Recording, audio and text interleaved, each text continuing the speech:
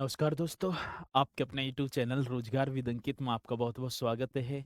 मित्रों, आशा करता हूं कि आप सभी अच्छे होंगे, बढ़िया होंगे, खुशहाल होंगे और जहां भी होंगे एकदम बेहतरीन होंगे। तो दोपहर के बज चुके हैं 1 और आप सभी को पता होगा कि 1 बजे एक बहुत बेहतरीन हमारी आज लास्ट की क्लास होगी। ठीक है ना, खाकी 2.0 में और विनायक बैच में चलती है, जैसे कि आप करते भी आ रहे हैं बहुत बढ़िया तरीके से। बहुत अच्छा प्यार आपने दिया। तो ठीक है, तो पहले तो एक बार सभी के सभी जुड़ जाएंगे। ठीक है, पूजा देवी जी हमारे साथ हैं। गुड आफ्टरनून सर जी, गुड आफ्टरनून, आपकी स्वीकार है, बहुत बहुत स्वागत है आपका। चलो, और जी के सब्बीर खान जी हमारे साथ हैं। विकास कुमार हैं, योगेश जहां, मनीष कुमार होंगे। ठीक है, और योगेश कुमार सभी जो है, नीतू कुमारी हैं। तो सभी के सभी यहाँ पर जुड़ते हुए और फिर हम अपने इस सेशन को स्टार्ट करेंगे बहुत बढ़िया तरीके से। तो आज हमारी खाकी 2.0 में लास्ट क्लास होगी, उसके बाद हम आपको 1 बजे नजर न आएंगे, फिर अलग, ठीक है ना, बैच में दिखाई पड़ेंगे बहुत बढ़िया तरीके से। तो ये प्यार आपका हमेशा याद रहेगा, उस पर तो बाद में डिस्कस करेंगे हम। पहले अपने टॉपिक की तरफ हम आपको जो है लेके चलेंगे। टॉपिक तो मेरे प्यारो उत्तर प्रदेश वन्य जीव अभयारण्य आपकी जो है डिमांड भी थी, लेकिन करवाता भी मैं, क्योंकि यहाँ से क्वेश्चन पूछा जाता है, इसलिए अपने में बहुत ज्यादा इंपोर्टेंट ये टॉपिक होने वाला है। ठीक है, चलो, 4 बजे वाला प्रैक्टिस सेट तो चलेगा ही कंटिन्यू। तो कल 4 बजे हम आपको नजर आएंगे, लेकिन 1 बजे नहीं आएंगे एप्लीकेशन पर। ठीक है, चलो, तो एक बारे जो है देखते हैं उत्तर प्रदेश वन्य जीव अभयारण्य। मेरे प्यारो, एक होता है नेशनल पार्क, जिसे मैं बोलूंगा राष्ट्रीय उद्यान, और एक होता है वन्य जीव अभयारण्य। नेशनल जो पार्क होता है उसे केंद्र सरकार द्वारा मान्यता प्रदान कर दी जाती है। और नेशनल पार्क की यदि मैं बात करूंगा तो उसका जो क्षेत्र होता है, उसका जो नेशनल पार्क जिसे राष्ट्रीय उद्यान का दर्जा दिया जाता है, उसका क्षेत्रफल तो एक तो ज्यादा बड़ा होगा। दूसरी, उस पर जो है कानूनी रूप से, जैसे कि मैं बात करूं पशुओं को चराना हुआ, ठीक है ना, लकड़ी काटना है, लकड़ी लाना, ऐसे आवागमन, ऐसी चीजों पर होता है प्रतिबंध। वन्य जीव अभयारण्य में हम कर सकते हैं, पशुओं को भी चरा सकते हैं, सूखी लकड़ी, जो पेड़ नहीं काटेंगे, सूखी लकड़ी वगैरह, इन चीजों को हम ठीक है ना, कर सकते हैं, और उसमें आवागमन की भी स्वतंत्रता होती है। वैसे दोनों एक ही हैं, तो चलते हैं। पहले मैं आपको हेडिंग डालकर बताऊंगा। ठीक है, एक सेकंड। चलो, तो पहले हम हेडिंग डालेंगे सर जी, राष्ट्रीय उद्यान। कौन से उद्यान की बात होगी, तो मेरे प्यारो मैं यहाँ पर लिख दूंगा राष्ट्रीय उद्यान। सर, राष्ट्रीय उद्यान को क्या बोलेंगे, तो हम बोलेंगे मेरे प्यारो नेशनल पार्क। ये आपको पता भी होगा कौन सी पार्क की बात होगी, तो मैं बताऊं तो आप लिखेंगे सर जी नेशनल पार्क। इस तरीके से लिख भी देना है, सभी को पता भी होगा, ठीक है ना। नेशनल पार्क, ये आपको कर देना है नेशनल पार्क। चलो, कौन सा पार्क होगा, नेशनल पार्क, राष्ट्रीय उद्यान, ये तो डला हुआ ही है। अब बात किसकी आती है, क्वेश्चन पूछा जाता है कि उत्तर प्रदेश में कुल नेशनल पार्क या राष्ट्रीय उद्यानों की संख्या कितनी है, तो हम बताएंगे सर जी मात्र एक है। ठीक है, कितनी है, तो एक, पहले तो आपको ये ही लिख देना है, पूछा जाता है। अब एक कौन सा होगा, उसका नाम होगा दुधवा नेशनल पार्क। ठीक है, चलो, तो मैं इस तरीके से आपको लिखूंगा और आप बताते भी चलेंगे मुझे, दुधवा नेशनल पार्क, ये आपको हेडिंग डाल देनी है। उत्तर प्रदेश में एकमात्र नेशनल पार्क है जिसका नाम होगा दुधवा नेशनल पार्क। ठीक है, चलो, मैं यहां लिख दूं एकमात्र, इस तरीके से लिख देना है, एकमात्र नेशनल पार्क होगा। या उत्तर प्रदेश में नेशनल पार्कों की संख्या कितनी है, तो एक, और एकमात्र नेशनल पार्क वो आपके सामने स्क्रीन बोर्ड पर दिखाई देता हुआ स्वर्ण से अक्षरों में लिखा हुआ है शब्द दुधवा नेशनल पार्क। मेरे प्यारो, कौन सी नेशनल पार्क की, दुधवा नेशनल पार्क की बात होगी। वर्ष 1958 की बात है, पहले समझना है, उसके बाद आप लिखेंगे बहुत बढ़िया तरीके से।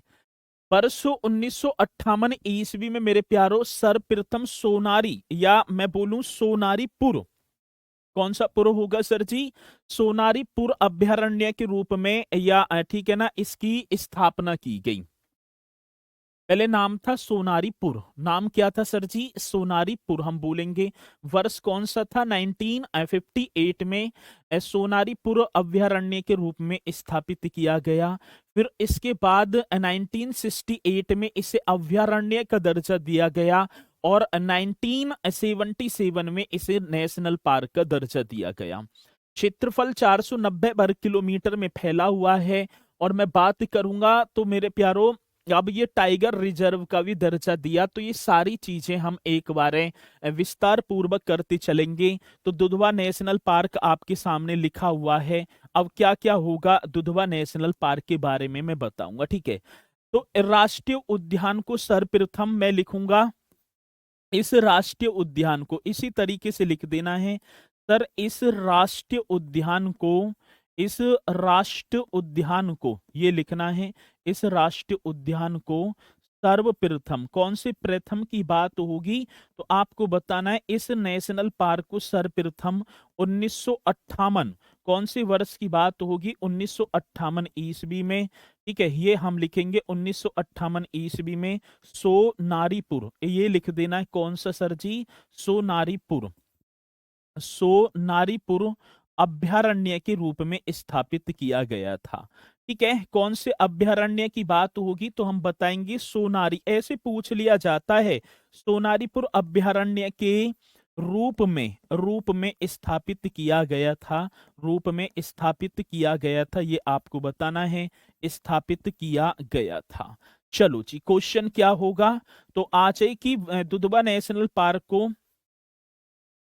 सर्वप्रथम 1958 में किस नाम से? सोनारीपुर अभयारण्य के नाम से स्थापित किया गया था। और किसकी संरक्षा के लिए? यह भी पूछा जाता है, किसकी संरक्षा होगी? तो हम बताएंगे सर जी, संरक्षा होगी बारहसिंघा और हिरण जो होता है उसकी संरक्षा के लिए इसे स्थापित किया गया। किसे? सोनारीपुर के नाम से पूछा जाता है क्वेश्चन, तो आपको बताना है बढ़िया तरीके से, ठीक है। चलो,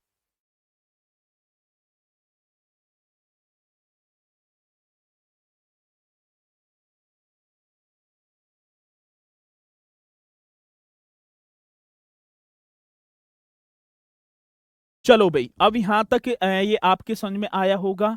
अब संरक्षा की यदि मैं बात करूं, किसकी संरक्षा होगी तो हम बता देंगे मेरे प्यारो, बारह सिंघा नाम सुना होगा आपने। कौन सी सिंघा की बात है तो सर आप बताएंगे बारह, इस तरीके से लिख देना है, सिंघा और जी के हिरण है, ठीक है ना। बारह सिंघा और हिरण की संरक्षा के लिए, मतलब रक्षा के लिए 1958 में सोनारीपुर अभयारण्य के रूप में स्थापित किया गया। आगे बात समझ में, चलो जी। अब बात क्या होती है मित्रों, वर्ष 1968 ईस्वी में आपको लिखना है कौन सी वर्ष की बात है। वर्ष होगा 1968 में इसे दुधवा अभयारण्य घोषित किया गया, नाम बदल दिया।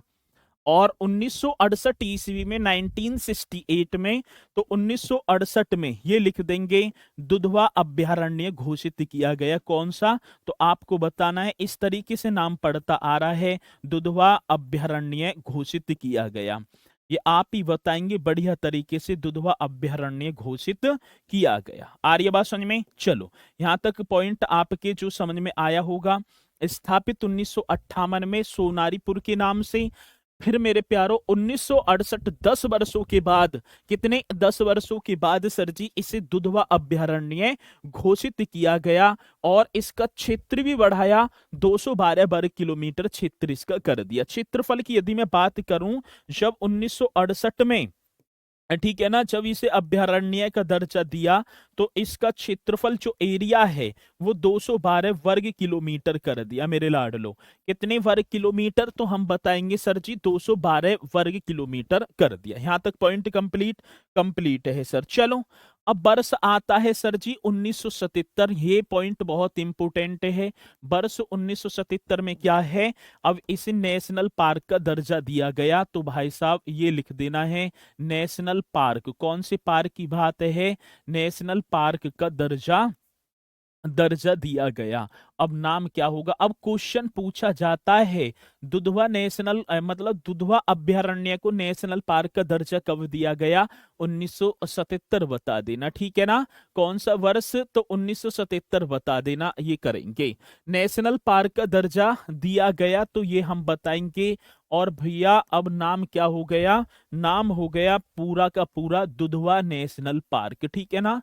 कौन सा नेशनल पार्क होगा तो मैं लिख भी दूंगा और आप भी लिख देंगे दुधवा नेशनल पार्क, ये आपको बताना है बढ़िया तरीके से। नाम हो गए सर जी दुधवा नेशनल पार्क। तो एकमात्र है उत्तर प्रदेश में आज की नेशनल पार्कों की संख्या कितनी है, तो अब हमें बताना है सर जी। ये तो एक ही तो है, और नाम क्या होगा? दुधवा नेशनल पार्क होगा। और आजे की दुधवा नेशनल पार्क को नेशनल पार्क का दर्जा कब दिया गया? तो आप बताएंगे सर जी 1977 में दिया गया। ये आपको बताना है बहुत बढ़िया तरीके से, कौन से वर्ष? 1977 में दिया गया। चलो अब ये यहां तक कंप्लीट होगा।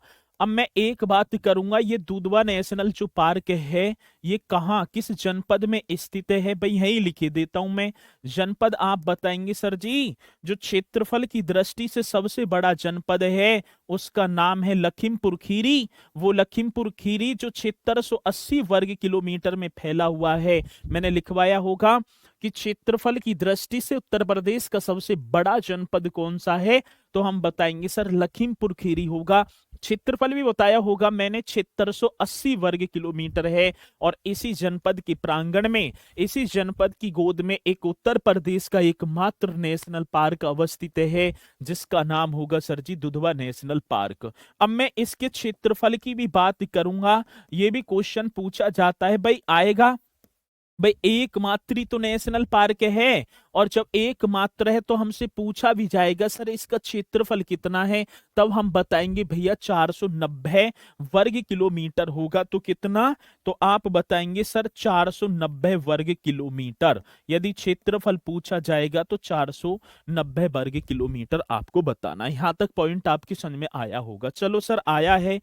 अब इसी के साथ मित्रों एक आता है प्रोजेक्ट टाइगर 1972 में, आपने पढ़ा भी होगा प्रोजेक्ट टाइगर। हाँ, बाघ, बाघों की घटती हुई जो है आबादी बोलूं, उसको देखते हुए केंद्र सरकार एक प्रोजेक्ट टाइगर लेकर आई है। कौन सा सर जी? Project tiger. और उसी प्रोजेक्ट टाइगर के तहत मेरे प्यारो उत्तर प्रदेश में दुधवा नेशनल पार्क को 1986-87 में किसका तो प्रोजेक्ट मतलब कि टाइगर रिजर्व का दर्जा दिया गया है।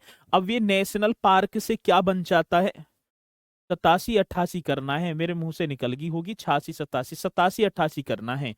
अब इसे क्या दिया गया है सर जी? टाइगर रिजर्व का दर्जा। ये भी पूछा जाता है टाइगर रिजर्व का दर्जा कब दिया गया, तो अब बन गया ये दुधवा जो है टाइगर रिजर्व।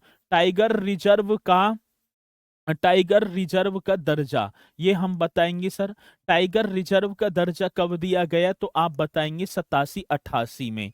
ये भी क्वेश्चन पूछा जाता है। आ जाए क्वेश्चन, क्या पूछा जाएगा कि दुधवा नेशनल पार्क को टाइगर रिजर्व का दर्जा कब दिया गया, तो हम बताएंगे सर जी 1987 और 88 आपको कर देना। टाइगर रिजर्व का इसे दर्जा दे दिया गया। और इसके साथ मेरे प्यारो दुधवा नेशनल पार्क तो है ही, मतलब टाइगर रिजर्व का दर्जा तो दे दिया, और इसी में क्या क्या कर दिया है? एक किशनपुर वन्य जीव अभ्यारण्य और कतरनिया घाट वन्य जीव अभ्यारण्य को इस बाघ परियोजना में संयुक्त रूप से सम्मिलित करके और लखीमपुर खीरी में अवस्थित इस दुधवा नेशनल पार्क में जोड़ दिया। किस किसे?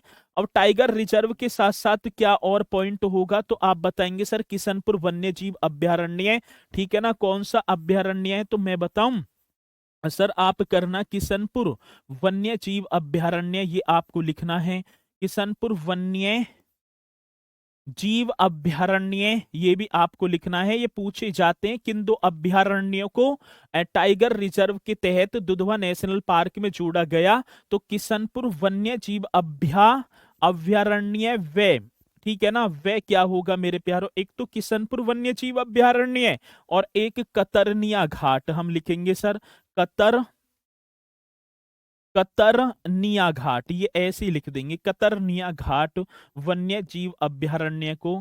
कतरनिया घाट कौन सा होगा सर जी? वन्य जीव अभयारण्य, ये लिखना है, कतरनिया घाट वन्य जीव अभयारण्य को, ठीक है ना, अभयारण्य को ठीक है ना, बाघ संयुक्त परियोजना में, इस तरीके से लिखेंगे सर जी, बाघ संयुक्त परियोजना में जोड़ा गया। ये भी बड़ा सुंदर सा क्वेश्चन होगा, आता है परियोजना में जोड़ा गया, ठीक है। अब इन तीनों को ही तो मिलाकर टाइगर रिजर्व का जो है दर्जा दिया गया। अब आ जाए कि टाइगर रिजर्व में जो दुधवा नेशनल पार्क है और किस किस से जोड़ा गया है, तो हम बताएंगे सर जी, किशनपुर वन्य जीव अभयारण्य और कतरनिया घाट वन्य जीव अभयारण्य को जोड़ा गया। अब मित्रों जब हम इसमें चलेंगे टाइगर रिजर्व में, तो हमें देखने को मिलेगा शेर, शेर भी मिल जाएगा, 12 सिंघा भी मिलेंगे, हिरन वगैरह ये तो डोलते ही रहेंगे, गिदड़ा पिदड़ा तो, ठीक है ना। और जी के आपको यहाँ पर अजगर भी देखने को मिलेंगे, जंगली भैंसा वगैरह, ये सारी चीजें हमें जो है जब जाएंगे घूमने और गाड़ी में बैठेंगे और घूमने निकलेंगे तो सारी चीजों का दीदार हमें होगा। तो किस में होगा? आप बताएंगे, दुधवा टाइगर रिजर्व में होगा। और उत्तर प्रदेश का पहला जो है टाइगर रिजर्व है, जिसे टाइगर रिजर्व का दर्जा दिया गया 1987-88 में। ये क्वेश्चन आता है, ठीक है ना। चलो भैया, तो इतने गहराई से नहीं पूछेगा, नहीं पूछेगा तो क्या पूछेगा, ठीक है। चलो, तो ये आपको बता देना है, पॉइंट यदि आएगा तो आप बताएंगे निश्चित तौर पर। चलो, अब बात आती है, क्वेश्चन पूछ लिया जाए कि उत्तर प्रदेश में कुल टाइगर रिजर्वों की संख्या, भाई ये भी क्वेश्चन आएगा। यदि आए तो आप देखेंगे कौन स्पीड के साथ बताएगा। उत्तर प्रदेश में सर जी, उत्तर प्रदेश में टोटल, ठीक है, टाइगर रिजर्व इस तरीके से लिखना है, उत्तर प्रदेश में कुल टाइगर रिजर्व की संख्या, कुल क्या होगा? टाइगर रिजर्व की संख्या। तो हम बताएंगे सर, उत्तर प्रदेश में कुल टाइगर रिजर्व की संख्या कितनी है? तब आपको बताना होगा मेरे प्यारो, टाइगर रिजर्व सर जी हम 4 ना करेंगे, कितने कर देंगे? 4। अब एक कौन सा था? एक तो सर हमने अभी पढ़ा है बहुत बढ़िया तरीके से, उसका नाम होगा दुधवा टाइगर रिजर्व। अब दूसरे की तरफ चलेंगे तो हम बताएंगे सर, नाम होगा दूसरा, मैं यहां लिख दूंगा, ठीक है ना, चुक्कावी कर देंगे या आप कर देंगे सर जी पीलीभीत। कौन से भीत की बात होगी? तो सर पीलीभीत टाइगर रिजर्व आपको बताना है, पीलीभीत टाइगर रिजर्व इस तरीके से छापेंगे। और मेरे प्यारो इसे, ठीक है ना, अब क्वेश्चन आता है ये अवस्थित कहाँ है सर?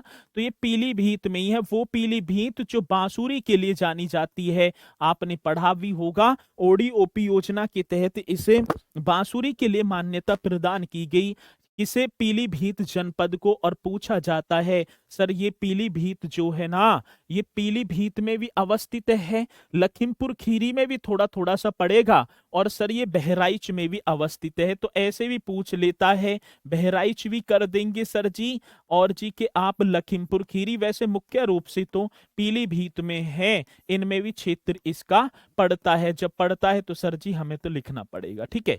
चलो, तो कौन सा होगा? जो है तुक्का बोल देंगे या पीलीभीत आपको बोल देना है यदि क्वेश्चन पूछा जाएगा, ठीक है। चलो, अब इसे पीलीभीत को टाइगर रिजर्व का दर्जा कब दिया गया? सर 2014 में दिया गया। भाई ये भी पॉइंट आपको ऐड कर देना है, किस वर्ष दिया गया? तो 2014 में दिया गया। और ये भारत का 45वें नंबर का, यदि मैं बात करूं तो सर जी भारत का 45वें नंबर का टाइगर रिजर्व और उत्तर प्रदेश का दूसरे नंबर का, ठीक है ना। तो यहां लिख देंगे सर भारत का कैवे नंबर का था? तो बताइए सर, भारत का 45वां, इस तरीके से लिखना है, भारत का 45वां टाइगर रिजर्व, ये आपको बताना है, भारत का 45वां टाइगर रिजर्व, ठीक है।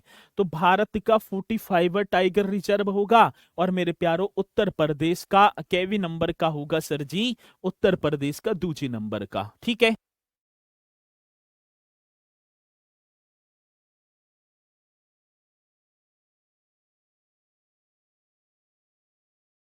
पॉइंट आपकी समझ में आए होंगे बढ़िया तरीके से। हाँ सर जी आए हैं।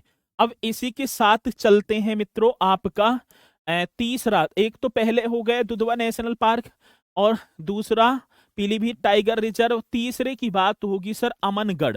मैं लिखूंगा तो आप लिखेंगे बहुत बढ़िया तरीके से, अमनगढ़ टाइगर रिजर्व। सर जी अमनगढ़ लिख दूं?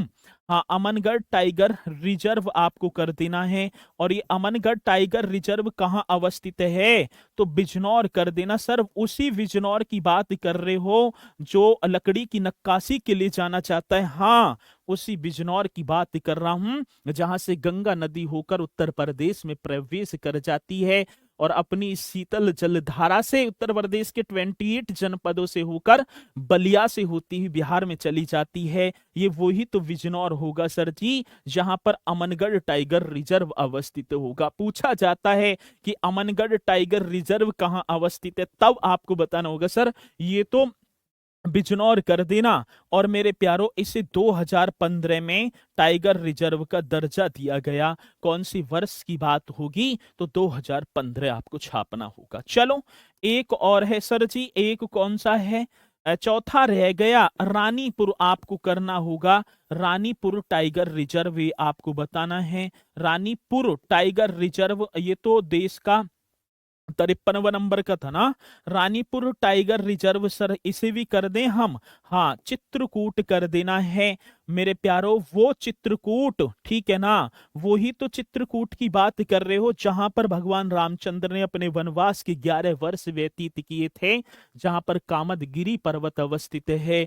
वो चित्रकूट होगा मेरे प्यारो। जो लकड़ी के खिलौनों के लिए जाना चाहता है वो चित्रकूट, जहां पर रानीपुर वन्य जीव अभ्यारण्य अवस्थित होगा। और सर जी दर्जा भी आप बताएंगे तो 2022 आपको मैं बता दूंगा कौन सा वर्ष होगा। तो 2022 आपको बताना होगा। देश का 53वां, सर जी देश का क्या होगा?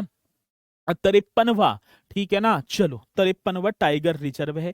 तो 4 टाइगर रिजर्व होंगे। सबसे पहले आपका कौन सा होगा? Dudhwa tiger reserve, Pilibhit tiger reserve, Amangarh tiger reserve और रानीपुर टाइगर रिजर्व। ये आपको बताने हैं, बढ़िया तरीके से बताएंगे ना।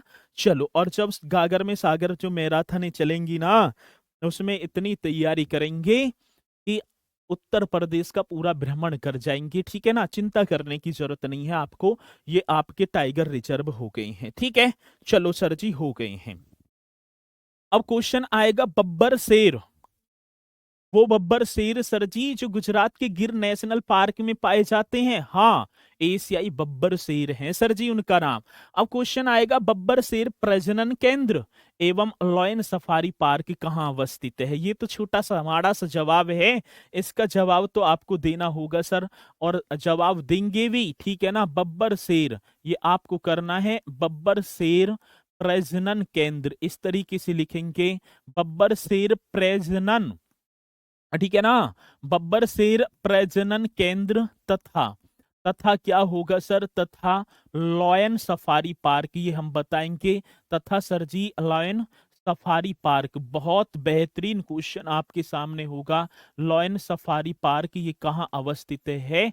तो बब्बर शेर प्रजनन केंद्र तथा लॉयन सफारी पार्क, तो सर आप इटावा चले जाना। वो इटावा मेरे प्यारो जहां पर सेफई महोत्सव लगता है, मतलब कि सेफई महोत्सव मनाया जाता है, लगता ना, मनाया जाता है, वो इटावा होगा जो अबनाली का अपर्दन की अबनाली का अपर्दन से सबसे ज्यादा उत्तर प्रदेश में प्रभावित होने वाला जनपद होगा सर जी। वो ही तो इटावा की बात कर रहे हैं आप, ठीक है ना। हाँ, तो जो वस्त्र उद्योग के लिए भी जाना चाहता है इस बब्बर शेर प्रजनन केंद्र तथा लॉयन सफारी पार्क, तो आप बताएंगे सर इटावा। सेफई महोत्सव मैंने बताया वो ही जहां पर मेजर ध्यानचंद स्पोर्ट्स कॉलेज अवस्थित है, वही सेफई। हाँ, तो मेरे प्यारो ये भी आप करेंगे, बड़ा बेहतरीन सा क्वेश्चन होगा। तो जवाब आप बताते मुझे चलेंगे। आते हैं ऐसे क्वेश्चन, ठीक है। चलो अब आपको हेडिंग डालना है वन्य जीव अभ्यारण्य। कौन सा? सर जी हेडिंग डालेंगे वन्य जीव अभ्यारण्य।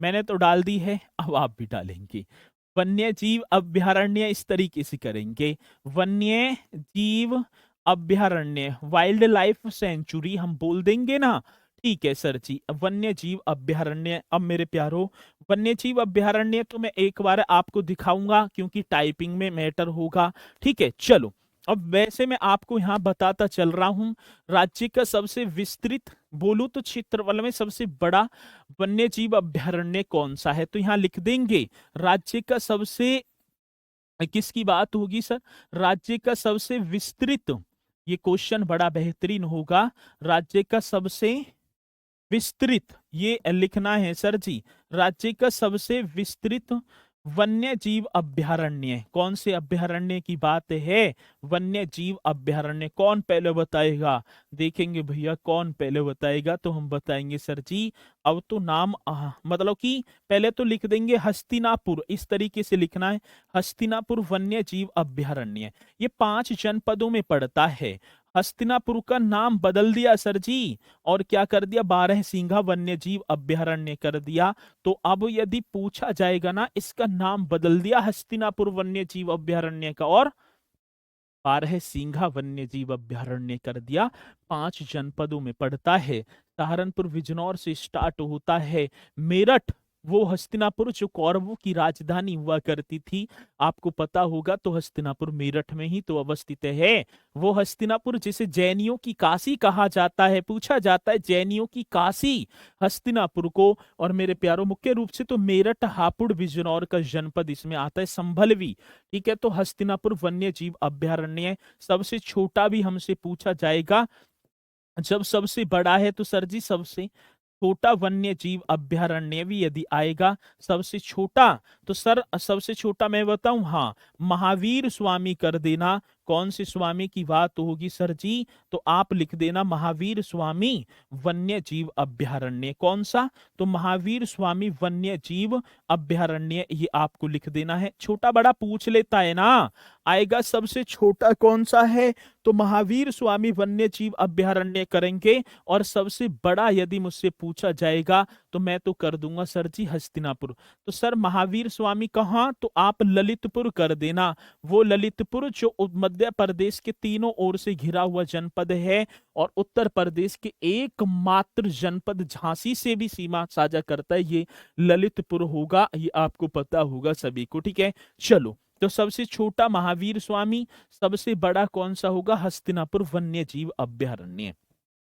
एक आता है राष्ट्रीय चंबल वन्य जीव अभयारण्य, ठीक है ना सर, मैं हस्तिनापुर लिखो, तुमने स्थानापुर कर रखा, ठीक है ना। चलो, तो अब करेंगे सर जी एक क्वेश्चन और होगा, क्या होगा भैया, क्वेश्चन ये होगा राष्ट्रीय चंबल वन्य जीव अभयारण्य, ये तो पूछा जाता है सर जी, कौन सा, तो हम लिखेंगे राष्ट्रीय चंबल नदी, ठीक है ना, राष्ट्रीय चंबल वन्य जीव अभयारण्य, कौन सा, राष्ट्रीय चंबल वन्य जीव अभयारण्य, ये आप करेंगे। और सर ये 3 जनपदों में पड़ता है, कौन कौन से होंगे, मैंने तो पढ़ा था सर, उत्तर प्रदेश पढ़ा था, मध्य प्रदेश भी पढ़ा था सर जी, आप मध्य प्रदेश भी, मध्य प्रदेश, ठीक है ना, मध्य प्रदेश और वे राजस्थान, ठीक है, ये 3 वो जनपद होंगे जहां पर राष्ट्रीय चंबल वन्य जीव अभयारण्य अवस्थित होगा। यदि पूछा जाएगा तो निश्चित तौर पर आपको बताना होगा, ठीक है। चलो, अब एक और बात होगी, एक होगा सर जी शहीद अशफाक उल्लाह खां प्राणी उद्यान कहाँ अवस्थित है, ये आपको बताना है, चिड़ियाघर बोलूंगा, शहीद अशफाक उल्लाह खां मेरे प्यारो, ये क्वेश्चन आता है, शहीद अशफाक उल्लाह खां, ये बताना है, शहीद अशफाक उल्लाह खां प्राणी उद्यान, कौन पहले बताएगा, क्वेश्चन बड़ा बेहतरीन आपकी स्क्रीन बोर्ड पर पहुंच गया, तो आपको बताना है सर जी, प्राणी चिड़ियाघर है ना, शहीद अशफाक उल्लाह खां चिड़ियाघर, हाँ, ये तो गोरखपुर कर देना आप, वो गोरखपुर जहां पर प्रति वर्ष खिचड़ी मेला लगता है, राप्ती नदी के किनारे अवस्थित वो गोरखपुर, जो मेरे प्यारो टेराकोटा के लिए जाना जाता है। शहीद अशफाक उल्लाह खां 19 दिसंबर 1927 ईस्वी को मेरे प्यारो जो है फांसी के फंदे पर झूलने वाले प्रथम मुस्लिम क्रांतिकारी, जिन्होंने देश की आजादी के लिए अपना बलिदान न्यौछावर कर दिया, नाम होगा शहीद अशफाक उल्लाह खां प्राणी उद्यान, ये आपको पता भी होगा। एक पूछ लिया जाता है सर जी नवाब वाजिद अली शाह ठीक है ना। कौन सा होगा तो हम बताएंगे नवाब वाजिद अली शाह। तो ये भी आपको बताना होगा, नवाब वाजिद अली शाह। स्पीड के साथ बताएंगे नवाब वाजिद अली शाह प्राणी उद्यान। ठीक है, मैं बोलूं प्राणी उद्यान भी ना बोल के चिड़ियाघर भी बोल दूं या तो कोई दिक्कत नहीं है, क्योंकि प्राणी उद्यान चिड़ियाघर दिया। और ये होगा नवाब वाजिद अली शाह सर जी। तो आप लखनऊ क्यों ना जाते, वो लखनऊ मेरे प्यारो, ठीक है ना, जो गोमती नदी के किनारे अवस्थित लखनऊ, जो उत्तर प्रदेश की राजधानी, जहां नवाब वाजिद अली शाह, जो अवध के अंतिम नवाब पूछे जाते हैं, अवध के कैसे नवाब होंगे सर जी, अंतिम नवाब होंगे, और वहीं पर मतलब कि प्राणी उद्यान होगा लखनऊ में। आपको कर देना है, बहुत बेहतरीन क्वेश्चन है, आएगा तो निश्चित तौर पर आप बताएंगे। ठीक है, चलो अब आजे कि भारत का प्रथम नाइट सफारी, ठीक है ना, ये भी क्वेश्चन आएगा। हम बताएंगे सर भारत की बात है तो भारत का प्रथम है, हाँ। तो मेरे लाडलो भारत का प्रथम इस तरीके से लिखना है, भारत का प्रथम नाइट सफारी। ये कौन सी सफारी की बात कह दी सर जी, मैंने तो भारत का प्रथम नाइट सफारी बोल दिया। मतलब कि नाइट माने रात्रि होगा ना, रात्रि वन्य जीव पार्क, ठीक है, ये भी होगा नाइट सफारी, रात्रि वन्य जीव। कौन सा होगा सर जी, वन्य जीव पार्क, ये आप बताएंगे वन्य जीव पार्क, क्वेश्चन पूछा जाएगा। तो भारत का प्रथम नाइट सफारी पार्क ही कर देना, क्योंकि आगे लग रहा है। तो आप नोएडा आ जाना, ठीक है। चलो जी, कहाँ नोएडा पूछा जाएगा तो गौतम बुद्ध नगर, जो चीन और सिंगापुर की तर्ज पर है। चलो, हम गए थे देखने, बहुत बढ़िया, चलो वेरी गुड। तो अकेले ही चले गए। तो शहीद अशफाक उल्लाह खां प्राणी उद्यान गोरखपुर, नवाब वाजिद अली शाह प्राणी उद्यान लखनऊ, और भारत का प्रथम नाइट सफारी पार्क ही लिख देना, रात्रि वन्य जीव पार्क। तो आप बताएंगे सर जी ये नोएडा और Gautam Buddh Nagar, new Okhla industry development authority जिसका पूरा नाम होगा, ये आपको बताना है। चलो, ना हुई ठीक है ना, करा दियो। चलो, अब ये जो कंप्लीट हो गए, अब चलते हैं एक बार वन्य जीव अभ्यारण्य। ये कौन से अभ्यारण्य है सर जी, तो वन्य जीव अभ्यारण्य, ये आपको देखो मैंने बताया एक तो नाइट सफारी और एक नाइट सफारी पार्क, ये दोनों में डिफरेंस है, ठीक है ना। चलो, एक है सर जी चंद्रप्रभा वन्य जीव अभ्यारण्य। यदि मैं बात करूं उत्तर प्रदेश का, कौन से प्रदेश का, उत्तर प्रदेश का मेरे प्यारो प्रथम, ठीक है ना, प्रथम वन्य जीव अभ्यारण्य, ये लिख देना है। उत्तर प्रदेश का प्रथम वन्य जीव अभ्यारण्य, और उस अभ्यारण्य का मेरे प्यारो नाम क्या होगा, नाम होगा सर जी चंद्रप्रभा। चंद्रप्रभा वन्य जीव अभ्यारण्य किस वर्ष स्टैब्लिश हुआ, 1957, यही चिपका दिया है 1957, आप देख सकते हो।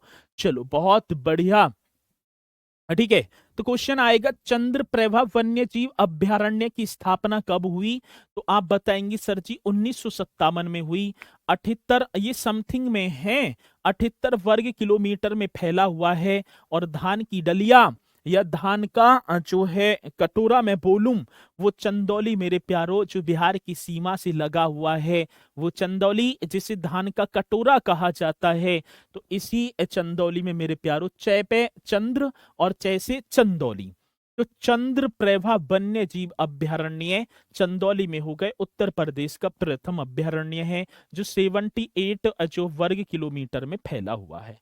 एक होगा किशनपुर वन्य जीव अभ्यारण्य, 1972 में स्टेब्लिश, 227 वर्ग किलोमीटर, और लखीमपुर खीरी, ठीक है। वर्ग किलोमीटर तो हमसे पूछा ना जाए, लेकिन किशनपुर वन्य जीव अभ्यारण्य किस जनपद में है, हम बताएंगे सर जी तो लखीमपुर खीरी में होगा, ठीक है ना। कौन सा है, लखीमपुर खीरी आपको बताना होगा। और जी किशनपुर, कतरनिया घाट 1975 में स्टेब्लिश हुआ, बहराइच में है। और इन किशनपुर और कतरनिया घाट वन्य जीव अभ्यारण्य को मेरे प्यारो 1987-88 में दुधवा नेशनल पार्क के साथ मर्ज करके टाइगर रिजर्व का दर्जा दे दिया, ठीक है। चलो मैं तुम्हारा चालान सबसे पहले करूंगा, देख लेना सर जी। राजकुमार राजपूत जी कह रहे हैं अच्छा, चलो मैं ऐसी नौबत ना आन दूंगा कि तुमसे ही चालान करवाऊंगा, ठीक है। चलो, तो कतरनिया घाट पूछा जाएगा तो आप बहराइच बताएंगे। ये याद करते चलना है बढ़िया तरीके से। रानीपुर मैंने कराई दिया, ये टाइगर रिजर्व है, तो ये ललितपुर में, ठीक है ना, माफी चाहूंगा, चित्रकूट व बांदा दोनों जनपदों में पड़ता है, और मुख्य रूप से चित्रकूट होगा, ठीक है ना भाई। जैसे कि अब मैंने बताया हस्तिनापुर 5 जनपदों में फैला हुआ है, ऐसे ही आपका जो कौन सा होगा, रानीपुर, जिसे 2022 में टाइगर रिजर्व का दर्जा दिया गया, तो आप बताएंगे सर जी चित्रकूट और बांदा 2 जनपदों में पड़ता है, ठीक है। महावीर स्वामी ललितपुर में मैंने लिखाया होगा। प्रदेश का सबसे छोटा, स्टार्टिंग में ही लिखा दिया होगा, प्रदेश का सबसे सबसे छोटा वन्य जीव अभयारण्य, प्रदेश का सबसे छोटा, इस तरीके से लिखेंगे, सबसे छोटा वन्य जीव अभयारण्य। कौन पहले बताएगा? हम पहले बताएंगे, वन्य जीव अभयारण्य। और सर जी इस अभयारण्य का नाम क्या होगा? तो आपको हम बताएं, क्या बताएंगे? चलो जी,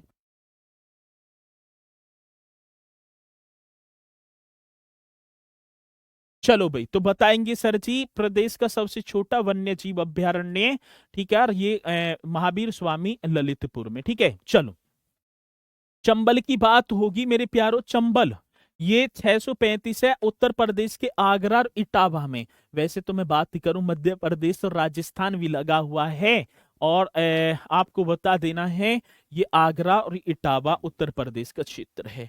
कैमूर वन्य जीव अभयारण्य ये मिर्जापुर में, आप बताएंगे।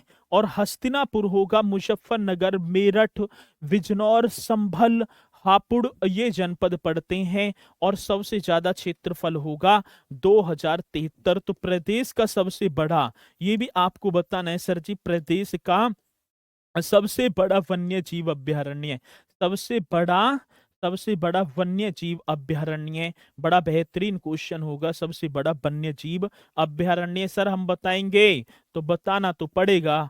क्या होगा सर जी? हस्तिनापुर 1986 में स्टेब्लिश होता है।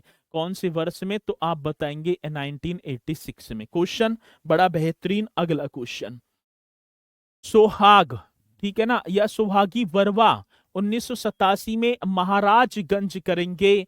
महा महाराज, सही है ना, महाराजगंज मेरे प्यारो।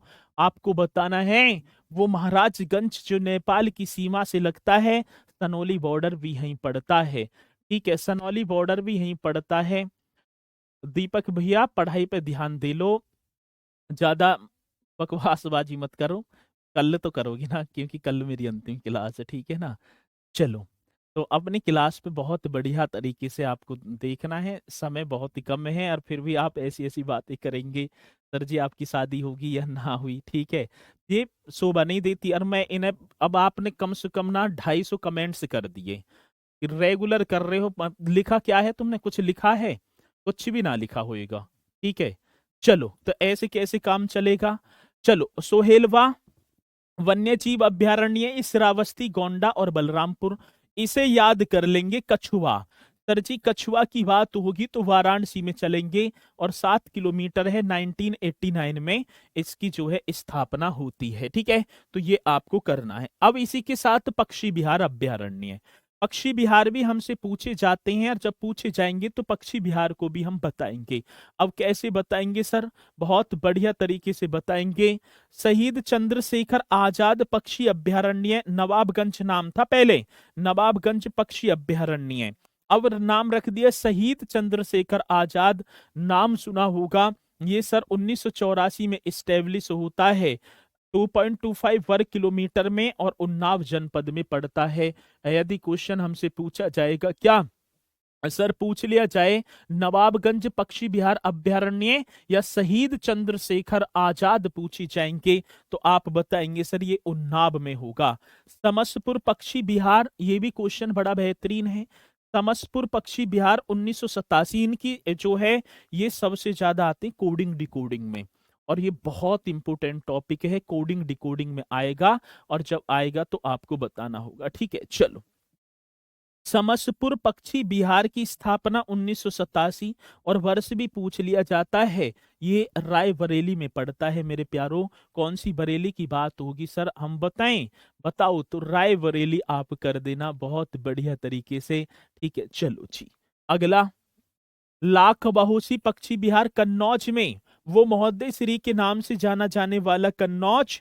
और मैंने एक बार ये मतलब कि यदि मैं बात करूं जिला दर्शन सीरीज में भी कराए होंगे। ठीक है, लाख बहोसी पक्षी बिहार 1988 में स्टेब्लिश होता है। कन्नौज जिसे इत्र नगरी के नाम से, सर जी कौन सी नगरी की बात होगी, तो इत्र नगरी के नाम से जाने जाने वाला वो कन्नौज, जो मेरे प्यारों पूर्व का गिरास भी कहा जाता है, उसी में लाख बहोसी पक्षी बिहार अवस्थित होगा। पार्वती अरंगा पक्षी बिहार 1990 में गोंडा में, जिसे गोनर्द के नाम से जाना जाता था, वो गोंडा मेरे प्यारों जो पतंजलि की जन्म भूमि रहा करती है, बताया जाता है पौराणिक कथाओं के अनुसार। तो गोंडा आप करेंगे जहां पार्वती अरंगा पक्षी बिहार अवस्थित होगा। समनपुर पक्षी या समन पक्षी बिहार मैनपुरी, सर जी एटा मैनपुरी, तो आप मैनपुरी चले जाएंगे समन पक्षी बिहार देखेंगे तो। ओखला पक्षी बिहार सर जी ये 1990 में स्टेब्लिश हुआ, 4 किलोमीटर है और गौतम बुद्ध नगर में। ठीक है ना, ये कौन सा संत कबीर कर दिया, ये मात्र गौतम बुद्ध नगर में अवस्थित होगा। ठीक है ना, गौतम बुद्ध नगर ये सूरजपुर पड़ता है हमारे पास ही, वहां से स्टार्ट हो जाते हैं की इकड़ी सी उनमें पानी भरा हुआ है, उसका नाम है ओखला पक्षी बिहार। ठीक है, एक है बखीरा पक्षी बिहार सर जी, ये भी 1990 में स्टेब्लिश हुआ, ये संत कबीर नगर और बस्ती में पड़ता है। ठीक है ना, वो संत कबीर नगर जिसका जिला मुख्यालय खलीलाबाद में है, वहीं बखीरा पक्षी बिहार अवस्थित होगा, ये भी आपको करना है। और विजय सागर पक्षी बिहार 1990, विजय सागर रे महोबा और हमीरपुर आपको बताना है। आला उदल की वो नगरी मेरे प्यारों, किसकी नगरी है, आला उदल की नगरी, जहां पर ठीक है ना क्या विजय सागर पक्षी बिहार अवस्थित होगा। इन्हें नोट करेंगे बढ़िया तरीके से। ठीक है ना, आईफोन जो है दिलवाओगे तो मैं खुद देना चाहिए, जब सिलेक्शन हो जाएगा तुम्हें देना चाहिए, लेना चाहिए सिलेक्शन के बाद सर जी। ठीक है, आई आईफोन और 30, चलो बहुत बढ़िया दे दीजिए, कोई दिक्कत ना है। ठीक है, चलो सब सिर माथे मतलब लेने की बात कर रहे हो, देने की बात नहीं कर रहे। सांडी पक्षी बिहार हरदोई में अवस्थित है सर, 1990 में स्टेब्लिश हुआ। पटना पक्षी बिहार में एक बार करा चुका हूं इन्हें। ठीक है, तो आप बताएंगे पटना पक्षी बिहार 1990, और सर ये एटा में पड़ता है। कहाँ एटा, वो एटा जहां जलेसर सुना होगा, और वो जलेसर मेरे प्यारो जो कास्ट वेल के लिए जाना जाता है। सर कास्ट वेल क्या होगा, जहां पर जो पीतल के घंटा और घुंघरू बनाए जाते हैं। देखा होगा भगवान रामचंद्र जी का जो भव्य मंदिर, या मैं और मंदिरों की भी यहाँ चर्चा करूं, दुनिया भर के अधिकांश मंदिरों में जलेसर का ही घंटा जाता है। वो एटा की पावन भूमि पर अवस्थित होगा। वो एटा होगा सर जी जहां पर एक जो है मैं बात करूंगा प्रागैतिहासिक काल के जो है स्थल अतरंजी खेड़ा एटा में ही तो है। और यहीं पर एक पटना पक्षी बिहार भी अवस्थित है। भाई सुर सरोवर पक्षी बिहार कई बार पूछा जा चुका है। सुर सरोवर 1991 में स्टेब्लिश हुआ। आगरा और इटावा, मुख्य रूप से आगरा में वो ताज की नगरी जो सिकंदर लोदी ने 1504 ईस्वी में बसाया, जिसे पहले अग्रवर्ण के नाम से जाना जाता था। वो आगरा होगा मेरे प्यारों जहां पर कन्हैया लाल माणिक लाल केंद्रीय हिंदी संस्थान अवस्थित होगा। पागल खाना भी होगा, पागल खाना तो क्वेश्चन आएगा, लेकिन सुर सरोवर पक्षी बिहार आपको बताना होगा, क्वेश्चन मोस्ट इंपोर्टेंट होगा। जयप्रकाश नारायण पक्षी बिहार, इसे सुरहताल भी हम बोलेंगे, ये बलिया में जयप्रकाश नारायण सर जी, जयप्रकाश नारायण पक्षी बिहार सुरहताल 1991 में स्टेब्लिश हुआ। Ballia one district one product योजना के तहत बिंदी के लिए मान्यता प्रदान की गई। वो बलिया जो महर्षि वाल्मीकि और दुर्वासा ऋषि की जन्मभूमि रही है, वो बलिया जो 1857 की क्रांति का आगाज करने वाले वो क्रांतिकारी शेर जिनका नाम मंगल पांडे, उनकी जन्मभूमि, और बलिया का शेर कहा जाने वाले वो चित्तू पांडे जी जो बलिया के ही जो है निवासी हैं, जो बिहार की सीमा से वे बलिया लगता है। डॉक्टर भीमराव अंबेडकर पक्षी अभयारण्य 2003 में सर जी आंवला नगरी में अवस्थित होगा। वो प्रतापगढ़ जिसका नाम होगा, जो सई नदी के किनारे अवस्थित होगा सर, नाम तो डॉक्टर भीमराव अंबेडकर पक्षी अभयारण्य होगा। स्टैब्लिश 2003 में होगा। प्रतापगढ़ जिसे आंवला नगरी के नाम से जाना जाता है, सई नदी के किनारे अवस्थित है, ये भी आप बताएंगे बहुत बढ़िया तरीके से। शेखा झील सर जी कई बार पूछी गई है। शेखा झील 2016 में स्टेब्लिश होती है। 0.4 जो है 0 किलोमीटर में, मतलब कि वर्ग किलोमीटर फैली गई है। अलीगढ़ जिसे आज हरिगढ़ हम बोलेंगे, वो अलीगढ़ जो ताला नगरी के नाम से जानी जाती है, वो अलीगढ़ होगी मेरे प्यारों, जहां पर राजा महेंद्र प्रताप राजकीय विश्वविद्यालय भी अवस्थित होगा। नाम तो सर जी अलीगढ़ होगा, ठीक है ना, क्या होगा, अलीगढ़। शेखा झील। चांद खमरिया कृष्ण मृग क्षेत्र 2017 में, और सर जी प्रयागराज जिसे मैं इलाहाबाद बोलूंगा, वहां पर अवस्थित होगा। चलो एक एक बार इन्हें भी देखेंगे। रामसर स्थल मेरे प्यारों, कौन से स्थलों की बात होगी तो आप बताएंगे। रामसर स्थल बताऊं सर जी? हाँ, रामसर स्थल बताना है। नवाबगंज पक्षी विहार अभयारण्य या पक्षी अभयारण्य जो उन्नाव में पड़ता है, रामसर। टोटल उत्तर प्रदेश में 10 हैं। कितने हैं? 10। अब वे 10 कौन कौन से, एक बार देख लो। पार्वती अरंगा पक्षी अभयारण्य गोंडा में। समनपुर पक्षी अभयारण्य मैनपुरी, ये समन है। ये समसपुर पक्षी अभयारण्य रायबरेली, और हैदरपुर आर्द्रभूमि ये मुजफ्फरनगर। इन्हें एक बार रट देना बढ़िया तरीके से। नवाबगंज तो उन्नाव, पार्वती अरंगा गोंडा में, समन पक्षी मैनपुरी, समसपुर रायबरेली, हैदरपुर मुजफ्फरनगर, ठीक है ना। सांडी पक्षी हरदोई अभी कराए हैं। सरसई नावर झील नावर कर देना है इटावा में। ऊपरी गंगा नदी ब्रजघाट से नरोरा तक इसे रामसर स्थल में जो है घोषित किया गया है। सुर सरोवर पक्षी बिहार जिसे कीमत या कीथम झील भी आगरा में, और बखीरा वन्य जीव अभयारण्य सर जी संत कबीर नगर। तो ये 10 होंगे आपके, क्या होंगे, रामसर स्थल। इन्हें भी आप कर लेंगे। और एक होगा भाई साहब, ठीक है ना, इन्हें और देख लेंगे एक बार, ठीक है। लुप्त प्राय प्रजातियों का प्रजनन केंद्र योजना। वैसे तो कुछ ना है, एक बार पढ़ लेना है बढ़िया तरीके से, है कुछ भी ना, ठीक है। चलो कुछ भी ना है तो ऐसे क्या है सर जी, तो इसे तो चलो पढ़ो या मत पढ़ो, एक बार नजरों ही नजरों में जो है ताड़ लेना इसे भी। कछुआ पुनर्वास योजना ये पूछी जाती है। अब मैंने बताया भी होगा, कछुआ वन्य जीव अभयारण्य कहाँ है, वाराणसी में है, ठीक है ना। चलो जी, ब्रजेश कुमार जी, आज नाम ले लो गुरु जी, लास्ट है, अच्छा। चलो बहुत बढ़िया सर, मैं मेरी ससुराल है मैनपुरी, बहुत सुंदरता के साथ जवाब दिया। चलेंगे एक साथ मिलकर, सिलेक्शन ले लो। कछुआ पुनर्वास योजना, यह योजना गंगा नदी को प्रदूषण मुक्त करने के लिए गंगा एक्शन प्लान के अंतर्गत आपको बस 1987 86 87 में से चलाई जा रही है। बस इतना याद रखना है, कछुआ पुनर्वास योजना कब से चलाई जा रही है, 1986 87। क्यों? गंगा नदी को प्रदूषण मुक्त करने के लिए, ठीक है। इसका उद्देश्य क्या होगा, तो जो मांसाहारी कछुआ है, कछुओं को सुरक्षा व संरक्षण प्रदान करना, ठीक है। तो ये आपको बताना है, कछुआ पुनर्वास योजना 1986 87, ठीक है। घड़ियाल प्रजनन योजना सर जी, तो एक बार पढ़ लेंगे बस। घड़ियाल प्रजनन योजना, घड़ियाल प्रजातियों को लुप्त प्राय होने से बचाने के लिए घड़ियाल प्रजनन केंद्र कुकरेल, अब ये कुकरेल कहाँ पड़ता है, लखनऊ में, ठीक है ना, तथा कतरनिया घाट में स्थापित की गई।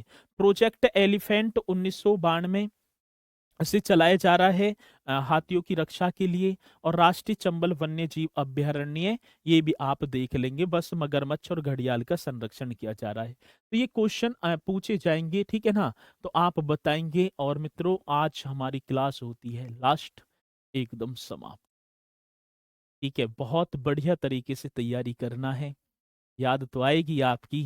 1 बजे बहुत चिंता रहती थी, ठीक है, कंटेंट तैयार करना रात को एकदम दिमाग में आती थी भैया, ठीक है। चलो तो कलेक्शन जरूर लेना है, ठीक है ना। अब तो खैर हम प्रैक्टिस सेट में मिलेंगे, जो प्यार, ठीक है, यहाँ होता है वो प्रैक्टिस सेट में ना बन पाता, क्योंकि यहाँ पर आप फिक्स एकदम मुझे दिखाई देते हैं।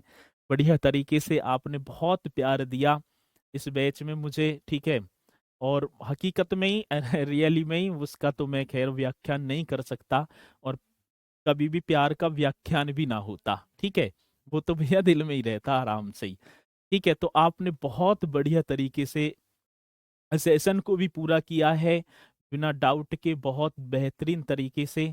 और सिलेक्शन लेना, एक बार जरूर तुमसे मुलाकात होगी, पहचान लेना, ठीक है ना। चलो, तो पहचानेंगे क्यों ना सर जी, जो है दिल से नाता जुड़ा हुआ है। तो सभी के लिए मैं तो आज बोलूंगा, ठीक है ना, टाटा बाय बाय। फिर मुलाकात होगी जब आपका सम्मान समारोह होगा। इस दिन पर आज डायरी पर लिख लेना, ठीक है ना। यदि मिलना है तो सिलेक्शन लेकर आएंगे सर जी, कसम है, ठीक है। चलो, बहुत बढ़िया।